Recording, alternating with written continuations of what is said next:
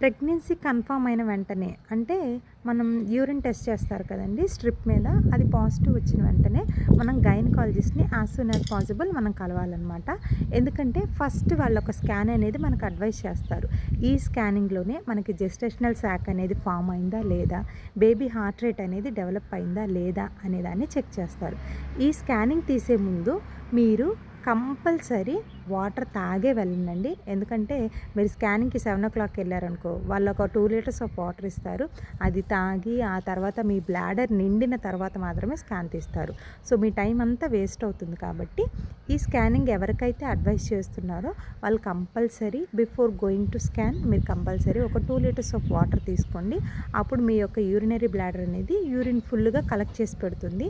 ఇలా తీసుకోవడం వల్ల ఏమవుతుందంటే యూరినరీ బ్లాడర్ ఆ యూట్రస్ని పైకి పుష్ చేస్తుంది.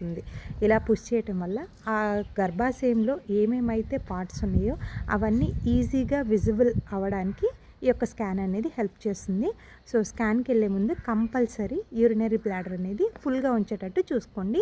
కొన్ని స్కానింగ్స్లో మాత్రం చెప్తారు ముందే బ్లాడర్ అనేది ఎంప్టీ చేసుకొని రండి అని. అలాంటి సమయాల్లో తప్పనించి మిగతా అన్ని స్కానింగ్లు కూడా ఈ యొక్క యూరినరీ బ్లాడర్ అనేది ఫుల్గా ఉండేటట్టు చూసుకోవాలి. Thank you.